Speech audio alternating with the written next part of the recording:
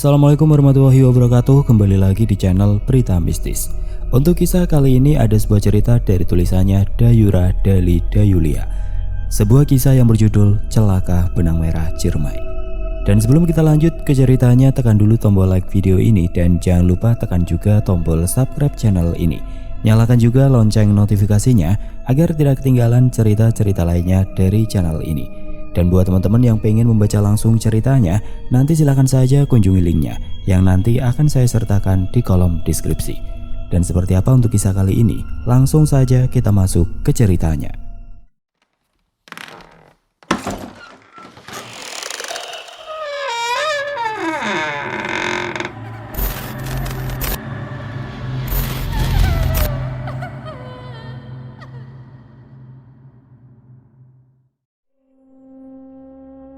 Mendengar Cindy tidak tahu Yovan ada di mana, Ulwa langsung berdiri. Dia menatap Cindy yang masih menangis dengan tatapan sedih. Sedih kenapa mereka harus bernasib seperti ini. Dito membantu Cindy bangun, kemudian dia membantu Cindy melepaskan tas carrier-nya, menyimpannya di tanah lalu ia melepas jaketnya. Tanpa berkata apapun, Dito langsung membungkus tubuh bagian atas Cindy dengan jaket yang masih kering karena dilihat tubuh Cindy menggigil. "Yaudah, kita cari tempat yang cocok untuk diriin tenda buat malam ini," kata Cipto. Lainnya tidak menjawab. Nampak jelas dari wajah-wajah itu bahwa keberadaan teman mereka yang belum ditemukan membuat mereka sedih. Ulwa memperhatikan Cindy, wajahnya, tatapan matanya, lalu gadis itu sedikit menerka ada kebohongan. Melihat dari cara Cindy menoleh ke arah tepi tanah miring yang curam membuat Ulwa ikut menoleh ke arah sana. Saat teman-temannya sudah berjalan, Ulwa sengaja membuat dirinya berada paling belakang, kemudian berjalan mundur pelan secara diam-diam dan berbalik. Melongo ke bawah, hatinya berdebar, berharap Yovan ada di sana, namun kosong, tidak ada siapa-siapa. "Ulwa!" Dia terperajat kaget lalu segera berbalik. "Ayo, udah mau maghrib ini!" teriak Cipto. Ulwa bergegas lari menghampiri teman-temannya. "Ngeliatin apa?" tanya Rudi. "Enggak." Dia merasa Cindy sedang memperhatikan dirinya, karena itu ia menoleh. Terjadi saling pandang dalam waktu singkat antara keduanya. Cindy yang melihat Ulwa sempat melongo ke dalam tanah miring tempat Yovan jatuh, khawatir. Dia cemas bahwa sebenarnya Ulwa diam-diam curiga kalau dirinya tengah berbohong. Setelah beberapa saat berjalan, keenam pendaki tersebut menemukan tempat yang cocok untuk mendirikan tenda. "Kita diriin tenda di sini saja, cukup buat 2 tenda," kata Cipto. Lalu melepas tas carrier ke tanah berumput. Rudi mengikuti. "Ulwa sama Susi, tolong cabutin rumputnya di sana ya. Kita bikin api unggun aja, biar apinya gede dan bisa ngangetin badan. Lo diam aja di situ, duduk nggak apa-apa. Dit, lo bantuin nyari kayu, jangan jauh-jauh, deket-deket sini saja, biar cepet selesai, biar gue sama Rudi bangun tenda." Semuanya mengangguk, patuh pada perkataan Cipto. Mereka langsung mengerjakan apa yang ditugaskan, sedang Cindy tetap duduk berselimut jaket Dito. Ketika yang lain tengah bergerak, Cindy termenung. "Jangan buat gue mati di gunung ini ya. Gue masih pengen ketemu sama orang-orang tua gue, Sin. Lo boleh pergi setelah ini, gue ikhlas." Perlahan Cindy meremas bagian bajunya di bagian dada, seolah menekan rasa bersalah, sakit yang luar biasa di dalam sana. Dia menunduk, memejam erat, lalu menangis sesekukan. Ulwa, Susi dan Rudi, Dito juga Cipto bersamaan melihat ke arah Cindy. Kemudian mereka juga semakin menunjukkan raut wajah kehilangan. Cindy menangisi Yovan, kehilangan kekasihnya, khawatir, dan pastinya sangat takut Yovan tidak kembali. Setidaknya itulah pikiran mereka. Namun mereka tidak tahu yang sebenarnya terjadi, bahwa Cindy sengaja melakukan ini semua hanya karena keegoisan diri. Tidak mau disalahkan, maka dia terpaksa mencari dan membuat orang lain untuk itu. Dan tentunya itu adalah Yovan. Cipto sembari mendirikan tenda kepikiran tentang cincin peninggalan kakek buyutnya, cemas bahwa cincin itu sungguh hilang dan tidak akan bisa lagi ditemukan. Teringat dia sehari sebelum keberangkatan. "Aki, Cipto besok mau muncak lagi, doain ya bisa sampai dan pulang selamat ya Ki." Cipto menghampiri kakeknya yang tengah duduk di teras. Pria berusia 70 tahun, memakai kaos kebesaran berwarna putih. Dengan bagian bawah bersarung, tengah sibuk memberi makan burung peliharaan. Cipto lalu ikut duduk, sangkar burung ada di tengah antara mereka. "Muncak kemana lagi? Gak capek kamu? naik gunung. Hobi kok capek. Cipto tertawa. Aki nggak tahu aja enaknya nyium udara pas pagi-pagi di gunung, nyium tanah basah di gunung. Seger Ki. Gunung mana emangnya? Kali ini Cipto mau ke Jawa Barat, Gunung Ciremai. Kakeknya tidak menjawab lagi, tapi sibuk memberi makan burung kesayangannya.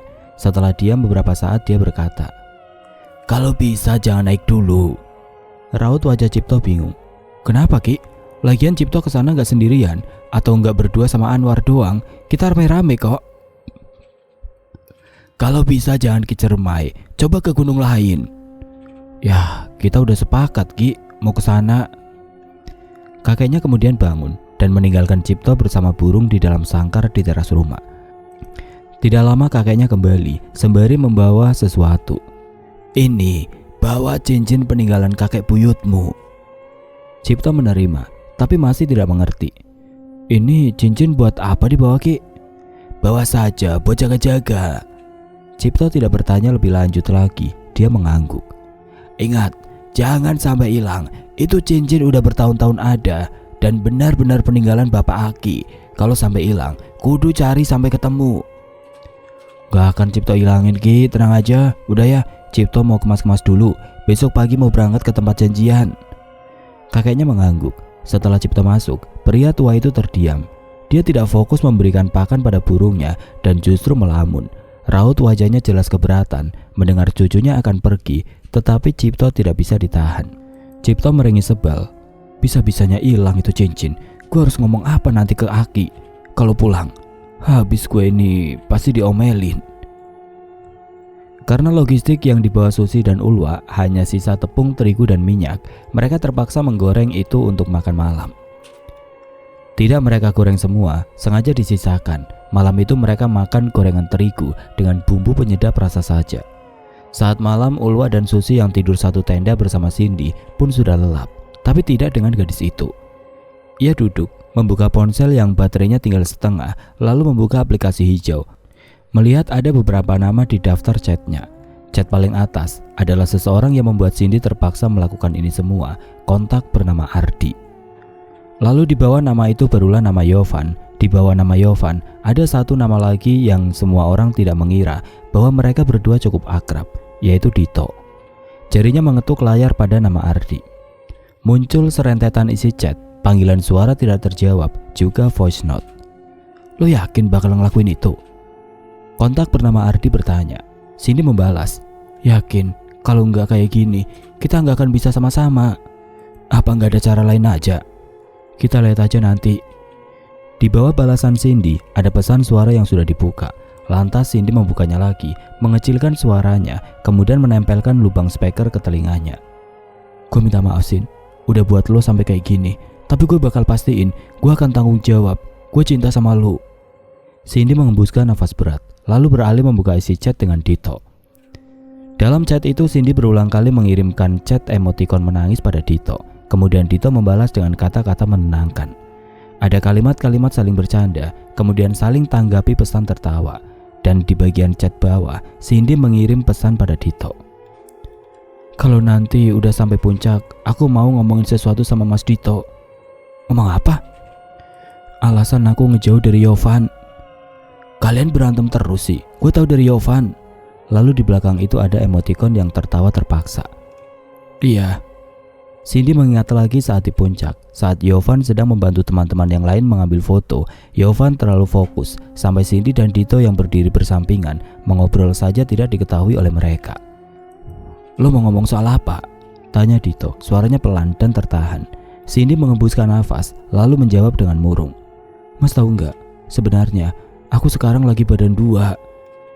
Dito kaget. "Maksud lo?" Dito menggerakkan tangan di depan perutnya, mencontohkan perut orang hamil.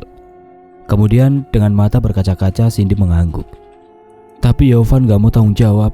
Dia bilang dia gak siap punya anak sekarang-sekarang." Dito makin terkejut mendengarnya. "Ya kalau gak mau tanggung jawab, ngapa nidurin anak orang?" Dia terbawa suasana. Sedang Cindy mengelap sudut mata, lalu menangis dan berkata, "Itulah Mas, makanya aku bingung." Dito percaya pada perkataan Cindy. Pemuda itu kecewa pada temannya tanpa sepengetahuan Yovan dan yang lain.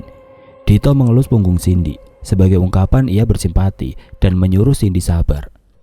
Nanti gue bakal bantu ngomong ke Yovan, kata Dito. Cindy hanya diam. Yovan, Cipto dan lainnya kembali. Memang sejak itu Dito sudah bersikap berbeda pada Yovan. Hanya saja Yovan tidak menyadarinya. Puncaknya ketika Yovan mengajak Cindy pergi untuk mengurus masalah mereka berdua ketika camping kedua kali setelah Yovan hilang. Dito yang melihat Cindy menjerit dan menangis, apalagi melihat gadis itu duduk di tanah, membuatnya berpikir kalau Yovan telah berbuat kasar, sehingga dia kehabisan kesabaran dan menegurnya saat itu juga. Melihat Yovan memberi respon bingung, Dito kesal, menganggap Yovan sengaja pura-pura tidak tahu kesalahannya. Cindy mengusap air mata yang keluar, lalu ia membuka chat dari Yovan. Udah siap belum? Cindy tidak membalas. Lalu 15 menit kemudian, Yovan mengirimnya pesan lagi. Kalau udah, tunggu ya, mungkin sekitar jam 8 malam, gue sama yang lain sampai di tempat janjian. Cindy tetap tidak membalas. Lalu pandangannya naik ke sisi kiri atas layar. Ada foto profil Yovan. Terlihat pemuda itu memakai hoodie hitam, memakai masker dengan mata yang memejam satu. Tanpa sadar gadis itu menekan dan melihat foto profil Yovan dengan jelas. Dadanya bergetar, jemarinya mengusap layar tepat pada foto profil Yovan. Gue kangen sama lu, ungkapnya dalam hati, kemudian terisak. Isakan Cindy membangunkan Ulwa. Gadis itu bangun dan duduk memeluk Cindy, mengelus punggungnya. Mbak, sabar ya, kita pasti bisa pulang. Yovan pasti bisa ketemu. Mbak, aku bingung. Di tengah tangisnya Cindy berucap, dia benar-benar merasa berantakan. Bingung kenapa mbak? Coba cerita. Mbak, kalau mbak hamil dan pacarnya mbak gak mau tanggung jawab, gimana mbak? Ulwa terkejut, ada rasa sakit. Dia diam, menatap dalam mata basah Cindy, lalu berkata, Mbak, kalau kita nanti udah ketemu lagi sama Yovan, mbak coba bicarain baik-baik sama dia. Ya aku yakin Yovan baik, dia penuh tanggung jawab. Buktinya saat mbak nyuekin Yovan berkali-kali, dari mulai muncak, Yovan gak berhenti-hentinya peduli sama mbak kan? Dan aku bakal pastiin Yovan orangnya penyayang. Mendengar kalimat-kalimat Ulwa, rentetan kejadian yang sudah terlalui kembali tergambar jelas dalam ingatannya. Bagaimana dia bersikap begitu tega pada Yovan. Berdebatan saat Yovan tahu kalau dia dihianati, tapi tidak ada satupun kata-kata kasar yang terlontar darinya. Terkecuali katanya saat dirinya menyerobot ucapan Yovan dengan kata murahan. Memandang diri, tidak seharusnya dia menampar Yovan hanya karena pemuda itu mengiyakan. Cindy menangis makin keras. Ulwa memeluknya. Masih ada satu tanya yang begitu mengganjal dan ingin Ulwa pastikan. Mbak, maaf sebelumnya, mbak beneran hamil sama Yovan? Cindy menggeleng. Tangisannya bertambah makin pilu. Ulwa bingung, jika bukan dengan Yovan, lalu dengan siapa? Mbak, udah mbak, kita juga kehilangan.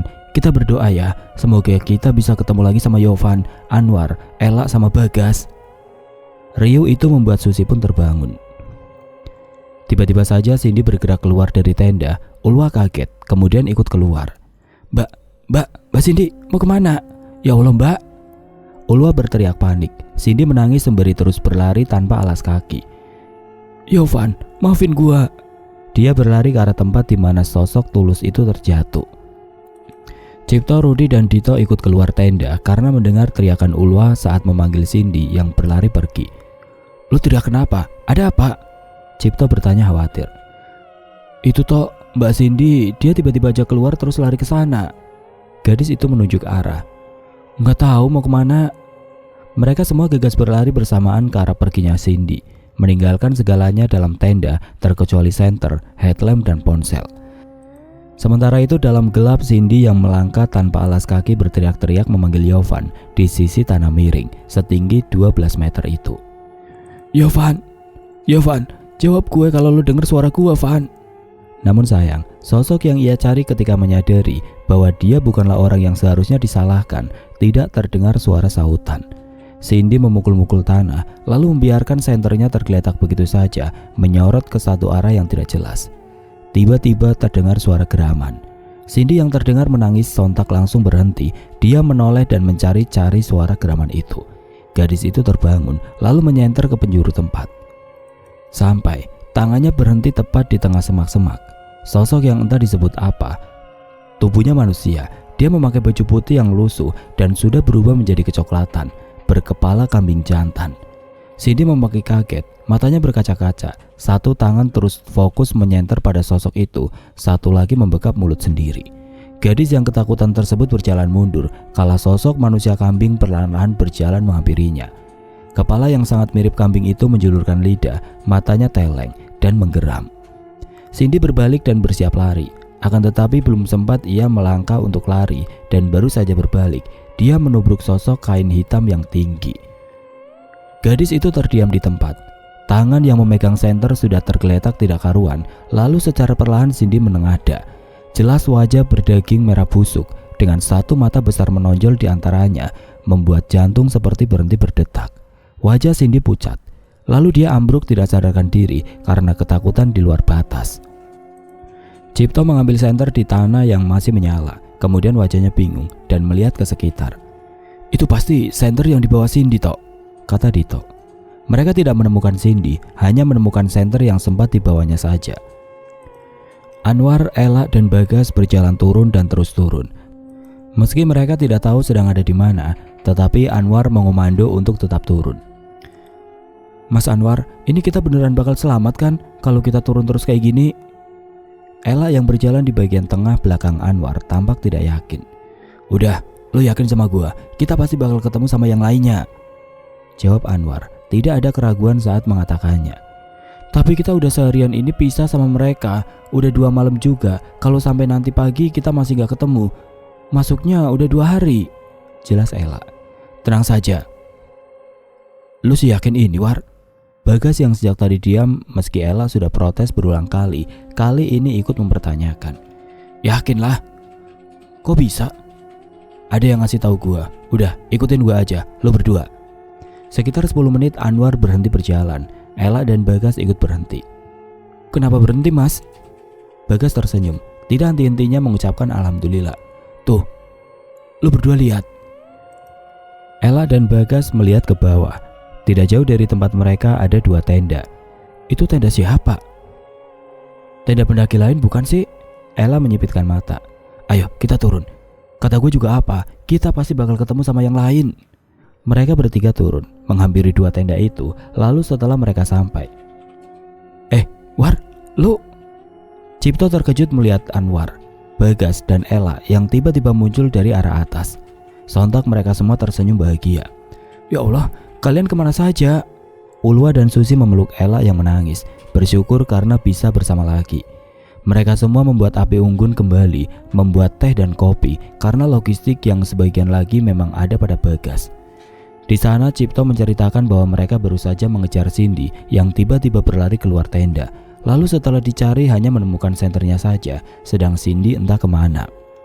Anwar melihat ke arah kegelapan, lalu tengkuknya secara mendadak meremang. "Kita bawa masalah ke sini, jadinya ya begini." Semuanya memandang tidak mengerti. "Maksud lo, emang kita bawa masalah apa?" "Soal Yovan sama Cindy yang awal naik berantem," tanya Dito. Anwar menyeruput kopinya sejenak, lalu baru menjawab pertanyaan Dito.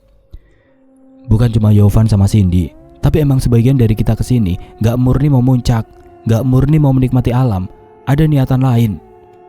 Semuanya diam. Raut wajah Susi tiba-tiba saja berubah, terlihat merasa tidak nyaman dengan pembahasan. "Maksud lo gimana? Kita bawa aura negatif?" tanya Cipto semakin penasaran. Anwar mengangguk. "Jangan ngeliatin asal kemana aja," celetuk Anwar. Ulwa, Bagas, dan Cipto yang memang sedang melihat ke sekitar langsung diam melihat ke arahnya. "Jangan kayak gitu," katanya lagi. "Kita sekarang justru yang lagi dilihatin." Kening Ella mengernyit. Dia seperti merasa ada yang memanggil. Lalu gadis itu melihat ke salah satu arah. Nalurinya tepat ke arah sana, dan dia justru sengaja menyorotnya, menghiraukan perkataan Anwar. Mata Ella mendelik. Jantungnya berdegup kencang. Dia langsung menjerit membuat semua orang terkejut. "Kenapa?" tanya Cipto. Anwar yang kaget ikut melihat ke arah yang baru saja dilihat Ella. Pemuda itu langsung mengerti alasan gadis itu memekik, menghembuskan nafas berat yang panjang. "Kita udah kayak benang kusut sekarang." Ella menangis di pelukan Susi. "Kenapa lu ngomong kayak gitu?" tanya Ulwa. "Iya, kita itu sekarang udah kayak benang kusut. Masalah ada di beberapa orang, Tapi karena kita di sini bareng, kita jadi ikut-ikutan kejerat kayak gini. Mereka semua lalu tertegun mendengar suara daun-daun dan ranting terinjak, juga semak-semak yang disibak cepat. Semuanya saling tatap sampai mereka menyadari suara itu semakin mendekat ke arah mereka. Beberapa saat semuanya melihat ke arah yang sama, dada berdebar menunggu apa yang akan muncul. Kemudian terlihat sosok yang datang, membuat mata mereka membesar. Masih dalam satu kegelapan, akan tetapi berbeda tempat, berbeda lokasi. Yovan sedang duduk bersila sembari merokok. Dia duduk menyender di pohon.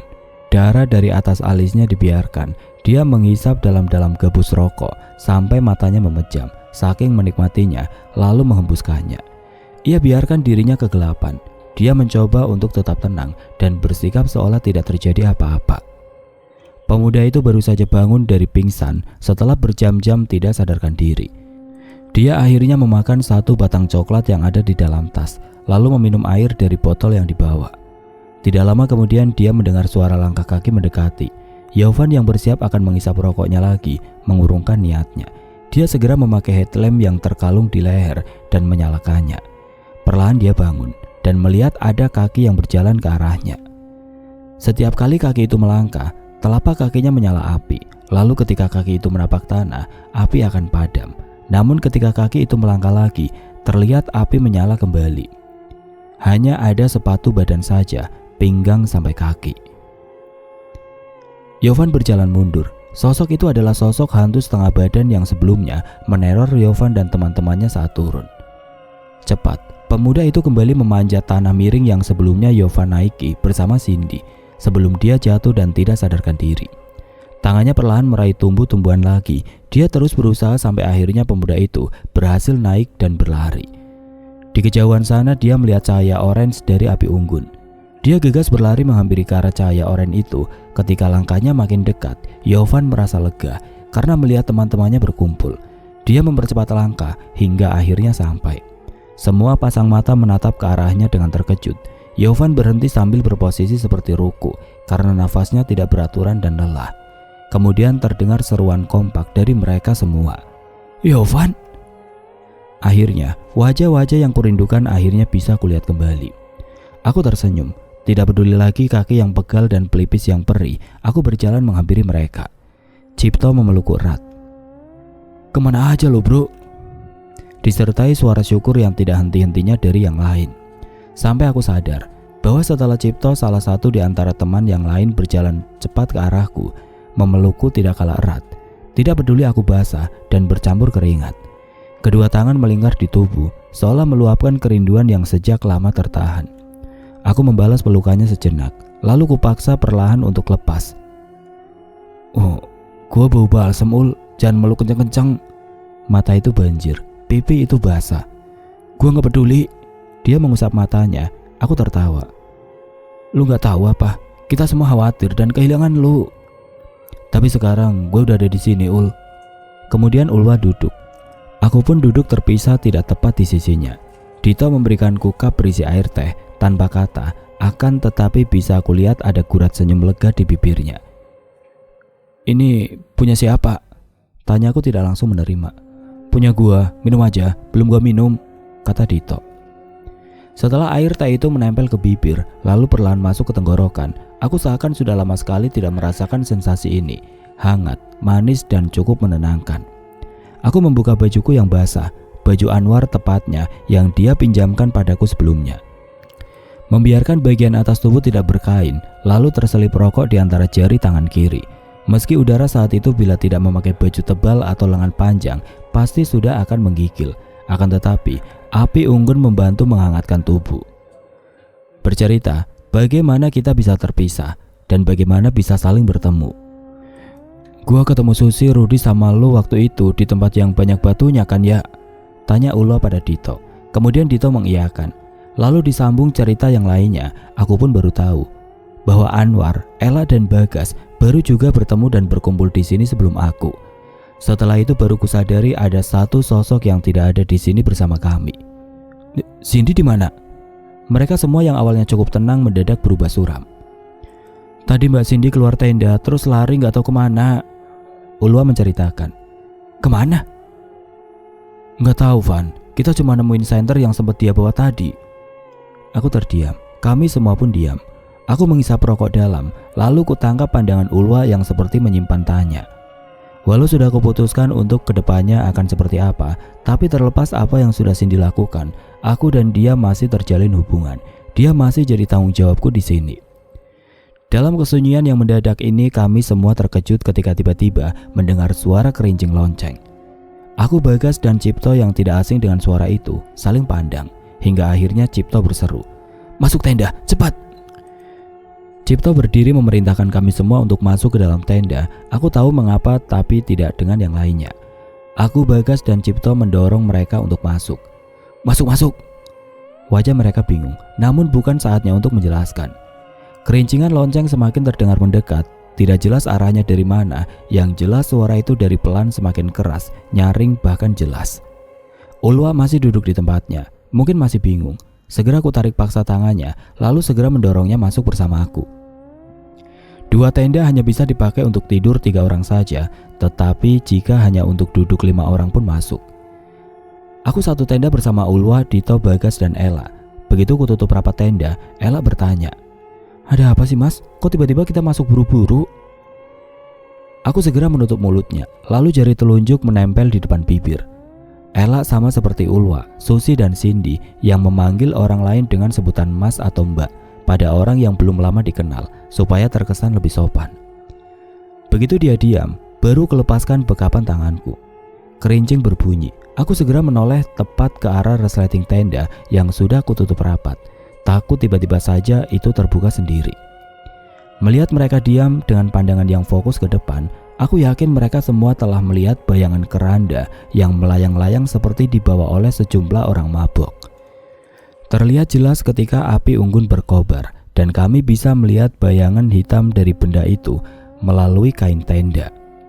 Ketika dipastikan suara lonceng itu telah menjauh dan hilang, aku membuka tenda kembali, melongok, lalu keluar setelah dipastikan aman. "Tok, udah aman," kataku pada Cipto yang berada di tenda satunya.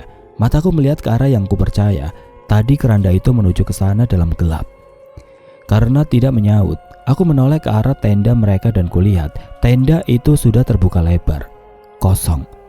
Kaget, walau sebenarnya dilihat dari luar saja tenda itu memang kosong, tapi aku langsung berjongkok, tetap memastikan bahwa apa yang kulihat itu salah. Akan tetapi Cipto, Anwar, dan Rudi memang tidak ada. "Cipto, Rudi, sama Anwar nggak ada," seruku ingin memberitahu pada mereka yang tadi satu tenda denganku. Lagi-lagi aku dikejutkan bahwa tenda yang beberapa menit lalu ku masuki berlima kini kosong. Mereka juga menghilang. Aku tercengang, bingung harus melakukan apa, sampai terdengar suara langkah kaki yang seperti jalan diseret. Segera ku ambil senter dalam tenda, lalu menyorot ke sumber suara. Tampak di sana teman-temanku berjalan, entah akan kemana. "Woi, kalian mau kemana?" Mereka tetap berjalan, sama sekali tidak ada yang berhenti dan berbalik. Aku berlari menuju tas karirku yang masih tergolek di atas tanah dari awal aku tiba. Kemudian mencari baju ganti yang kubawa. Syukurnya bajuku terbungkus kantung kresek, jadi meski tasku kehujanan, tidak semua basah ke dalam. Aku bergegas mengenakan baju itu, lalu berniat berlari mengejar mereka. Baru saja aku siap berlari, dari arah di mana teman-temanku pergi, muncul sosok hantu setengah badan bagian bawah. Kobaran api dari bawah telapak kakinya membuatku langsung membatu. Tiba-tiba saja, tanpa aku sempat mendengar suara kerincing lonceng lebih dulu, di belakangku muncul beberapa orang, seperti warga setempat yang memikul keranda. Berulang kali aku menoleh ke sisi kiri dan kanan, merasa telah dikepung. 2 arah sudah terisi, hanya sisa arah naik ke atas atau aku harus turun. Tanganku gemeteran, keringat keluar, panas, dalam dada detakan memburu karena serangan panik. Lalu aku beralih melihat ke arah api unggun. Dengan gerakan cepat ku ambil satu bongkah kayu sepergelangan tangan. "Jangan mendekat, berani ngedeket, gue bakar!" Pagiku sembari mengacungkan bongkahan kayu yang ujungnya masih menyala api. Bergantian ke arah orang-orang yang memikul keranda, lalu ke arah sosok hantu setengah badan. Aku tahu apa yang aku lakukan tidaklah akan berguna, namun entah dengan seperti apa aku harus membela dan melindungi diri. Orang-orang pucat itu menurunkan keranda yang ditutupi kain kafan. Mataku awas, Dari gerakan-gerakan mereka, semuanya berjalan mendekatiku. Bahkan ketika ku ayun-ayunkan bongkahan kayu di tangan pada mereka, itu sama sekali tidak menahan mereka untuk berhenti mendekat. Aku ketakutan, sampai berjalan mundur dan jatuh terduduk. Apaan ini? Apa-apaan? Ketakutan semakin bertambah saat mereka membungkuk dan menggapaiku. Aku meronta tidak mau disentuh, tapi mereka tidak menghiraukannya. Sampai aku diangkat oleh mereka, digotong, dan diletakkan di atas keranda yang sudah dibuka. Kemudian mereka tutup kembali secara paksa. Tolong! Terasa tubuh melambung, yang artinya mereka sudah mengangkat lagi kerandanya. Aku yang di dalam keranda menjerit histeris, memukul-mukul atap keranda yang melengkung tertutup kain. Turunin gua, turunin! Turunin! Tubuh terguncang-guncang hebat, tidak tahu akan dibawa kemana. Ketika terasa tubuh merendah dan tenang, tidak terasa guncangan lagi. Langsung kutendang atap keranda yang menutupi tubuhku. Brak! Akhirnya atap itu tersingkap jatuh. Orang-orang pucat yang menggotongku tidak ada. Tanpa menunggu lama lagi, aku segera lari. Tidak memikirkan langkah kakiku lari kemana. Pikiran sudah dipenuhi oleh kata selamatkan diri. Lariku begitu cepat sampai aku merasakan angin. Melewati semak belukar, kaki tangan terasa tergores oleh tumbuh-tumbuhan berduri. Aku jatuh terjerembab. Tidak ingin berhenti, aku memaksa kembali bangkit, kemudian melanjutkan lari. Lari dalam gelap, mengandalkan senter yang untungnya tidak lepas dari genggaman sejak awal. Aku menaiki tanah yang semakin lama makin menanjak. Kaki terasa pegal, berubah menjadi sakit, sampai tidak kuasa lagi untuk diangkat. Jantung terasa berada di luar dada. Detakannya pun begitu kencang, sampai terasa ke telinga. Barulah saat itu aku berhenti. Berpegangan pada pohon mengatur nafas yang tersegal-segal, kemudian aku menyorot senter lagi. Hanya ingin tahu saat ini aku berada di tempat seperti apa. Ketika aku perhatikan, aku seperti mengenal tempat ini. Jalur pendakian menuju puncak, dengan lemas dan terbatuk-batuk, berjalan keluar dari tempat yang semaknya rimbun. Lalu berhenti dan duduk di tengah jalur. Bernafas rakus, angin malam berembus segar hanya karena tubuh sedang dalam keadaan panas dan gerah. Begitu ku amati lagi tempat ini, aku teringat bahwa seharusnya tempat ini sudah tidak ada pohon-pohon tinggi, apalagi semak belukar yang tebal. Segera aku mengarahkan cahaya ke arah tempat aku keluar tadi. Semua sudah berubah. Pohon tempatku menyender dan berpegangan, lalu semak belukar hilang. Tempat ini sudah berubah lagi selayaknya semestinya. Aku yang kelelahan merebahkan diri di tengah jalur. Dalam hati masih merasa was-was, lalu di pikiran melintas pertanyaan, apakah aku tidak akan bisa pulang? Aku terenyak waspada ketika mendengar suara orang menyapu tepat berada di jalur bawah. Aku terkejut ketika aku sekarang sudah berada di tempat yang berbeda, tepat yang tidak jauh dari pos pengasinan. Dada berdebar lagi, padahal sebelumnya sudah mulai sedikit normal. Aku melihat sosok nenek-nenek bungkuk, berpakaian kebaya dengan bawahan kain jarik lusuh. Rambutnya sangat panjang, gimbal, tebal. Rupanya suara menyapu yang kudengar berasal dari rambutnya yang terseok-seok di tanah. Nenek-nenek itu mengelus-ngelus bunga edelweiss yang lebat. Menyayanginya seperti sedang mengelus kepala anak kecil. Perlahan aku berdiri, tapi sialnya tangan yang sudah menyorot ke arah sosok nenek itu gemeteran, membuat cahaya dari senter juga acak-acakan. Merinding hebat saat kudengar sosok nenek bungkuk itu menangis, mengusap tanah di mana bunga edelweiss bercecer. Dek, jantung terasa berhenti, mengingat ceceran bunga edelweiss itu adalah bekas Cindy yang memetik. Lalu ketika ku tegur dia marah, meremas bunga tersebut lalu melemparkannya ke udara. Aku sangat yakin sosok itu menangisi bunga-bunga itu yang kini tercecer berantakan di tanah. Nenek itu tiba-tiba berhenti menangis, kepalanya yang membungkuk perlahan terangkat. Hingga akhirnya bayangan yang sempat terpikirkan di pikiran tidak mau kulihat, akhirnya pun tetap terjadi. Wajah hitam, buduk, dengan mata yang putih, sangat putih, sampai ketika terkena cahaya senter yang aku sorotkan, matanya seakan menyala, memancarkan sinar. Aku sontak berteriak, lalu berlari ke atas ke arah puncak. Merinding hebat tidak tertahan, kemudian setelah cukup lama aku lari, aku berhenti karena napas yang terasa hampir putus. Senter kuarahkan ke depan, alias atas. Terkejut lagi, aku justru masih dikelilingi bunga edelweiss, yang artinya aku kembali ke tempat awal aku lari. Perlahan aku menengok ke bawah, di sana mataku membola. Bukan karena melihat sosok nenek bungkuk yang siap menangkapku, tetapi karena aku melihat Cindy. Cindy yang membungkuk sembari menangis memunguti butiran bunga edelweiss yang tercecer di tanah. Pandanganku teralihkan pada sosok nenek bungkuk yang kini sudah duduk di atas punggung Cindy, duduk manis seperti sinden. Klek, aku menelan ludah. Cindy, aku memanggil, hanya ingin memastikan. Cindy mendongak ke arahku, wajahnya begitu memelas. Keringat banjir di seluruh wajah, tangisannya makin menunjukkan kalau dia sangat tersiksa. Van, terdengar ia memanggil lirik. Hatiku tergerak iba, tidak menyangka perempuan yang bisa terlihat angkuh itu kini begitu memelas dan menunjukkan sisi menyedihkan. Di sisi lain, aku seperti mengetahui bahwa Cindy sedang dihukum dan diberi pelajaran oleh sosok nenek tersebut karena kelancangannya telah merusak bunga edelweiss yang menjadi bagian dari alam gunung Ciremai ini. Mengingat aku dengannya masih terjalin hubungan, ku nekatkan diri untuk berjalan mendekat turun. Tanganku terulur dengan gemetar, mendekati lengan Cindy, bersiap meraihnya. Namun tiba-tiba saja cairan lendir abu-abu menjijikan diludahkan oleh sosok nenek bungkuk itu kepada tanganku. Panas, perih. Aku langsung menarik tanganku kembali. Ku genggam erat pergelangan tangan karena saking panas dan sakitnya. Jatuh terduduk, aku meringis dan mengerang kesakitan.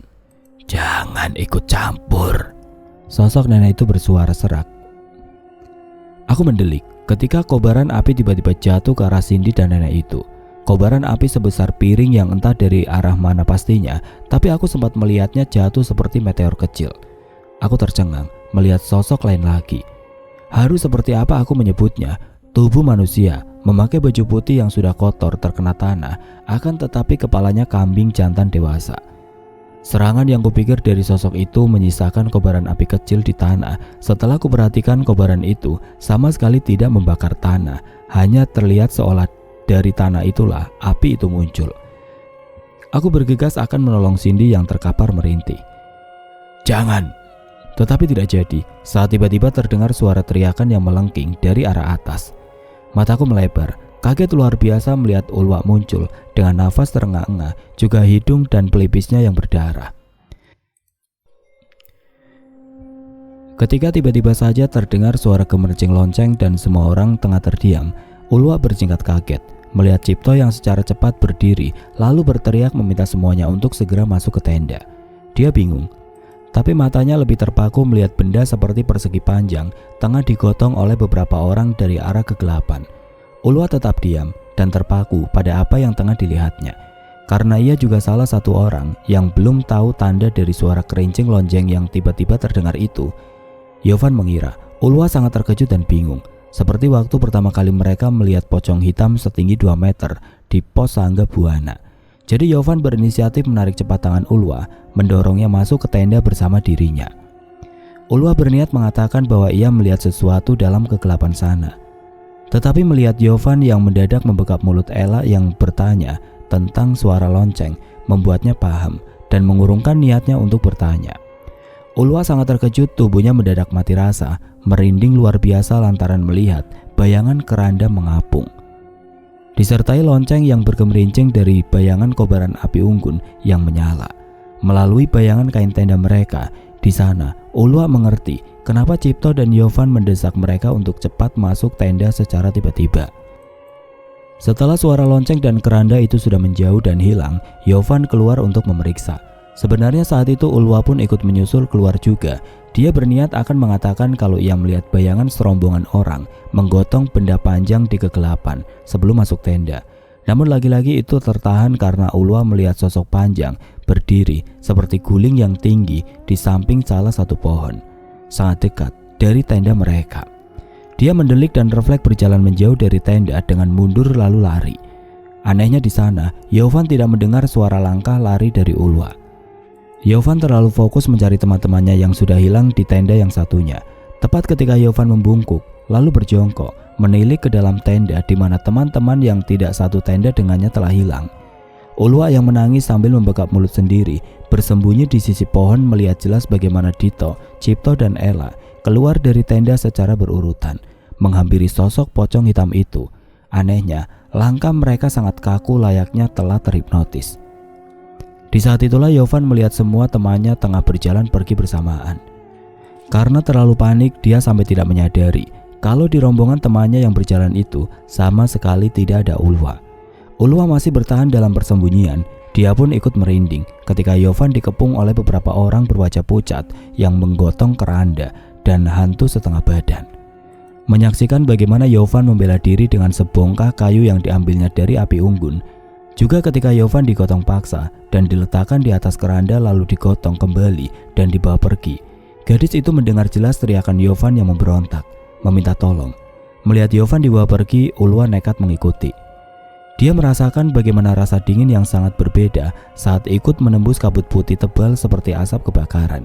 Setelahnya, ia melihat tutup keranda yang sudah terguling bersama Yovan yang sudah berdiri. Tanpa pikir panjang, Ulwa berlari mengejar Yovan. Tanpa penerangan, hanya bisa mengandalkan cahaya senter yang berantakan saat Yovan berlari.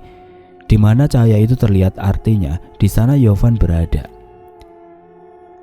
Ulwa terjatuh beberapa kali. Dia menangis, meringis, tapi bangkit lagi mengejar Yovan. Sampai matanya tidak lagi melihat cahaya senter dari pemuda itu. Dia terjebak dalam gelap, hanya hitam pekat. Dan akhirnya Ulwa yang nekat terus berlari harus menabrak pohon dan jatuh. Ulwa terdiam sejenak. Dia menangis memegangi lutut. Terasa cairan mengalir dari hidung dan pelipis yang terkantuk ranting saat beberapa kali jatuh sebelumnya. Dan karena dia menabrak pohon, hidungnya berdarah. Ulwa mendengar teriakan Yovan. Saat itu pun tangisannya berhenti. Dia percaya Yovan berada tidak jauh darinya. Dia kembali berdiri, berpegangan pada pohon yang ditabraknya, lalu meraba udara seperti orang buta. Langkahnya berhenti lagi. Ulwa menangis kesekian kali. Kakinya gemetar, merinding sampai pucuk kepala. Jangan ganggu saya. Saya cuma mau cari teman saya saja. Tolong jangan nyakitin saya minta maaf, ucap Ulwa parau di tengah isakan. Tiba-tiba saja tangannya yang terjulur mengambang di udara mencari sesuatu untuk dipegang. Justru ada yang mengulurkan tangan dari arah berlawanan. Tangan itu tersentuh. Ulwa semakin menangis. Tetapi dia memberanikan diri memegang tangan itu karena gadis itu merasa pemilik tangan memang sengaja agar tangannya digapai oleh Ulwa. Tangan itu tidak berbeda seperti tangan manusia biasa. Namun dari kulit dan urat atau otot yang menonjol pada punggung tangan, Ulwa bisa menebak bahwa yang digenggam dan tengah diraba-raba olehnya adalah tangan laki-laki. Ulwa memekik saat tangannya ditarik kasar secara tiba-tiba. Kemudian dalam waktu singkat dia terkejut karena sudah berada di jalur yang tidak ada tumbuhannya. Dia melihat jauh di bawah sana ada sorot senter, lalu terdengar teriakan Yovan. Inisiatif, Ulwa langsung lari turun. Dan begitulah awal dia bisa melihat Cindy, nenek bungkuk berambut panjang dan gimbal, juga Yovan yang terduduk di tanah.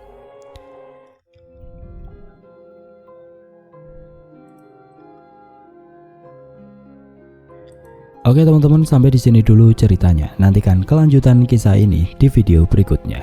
Agar tidak ketinggalan, klik tombol subscribe channel ini dan nyalakan lonceng notifikasinya. Wassalamualaikum warahmatullahi wabarakatuh.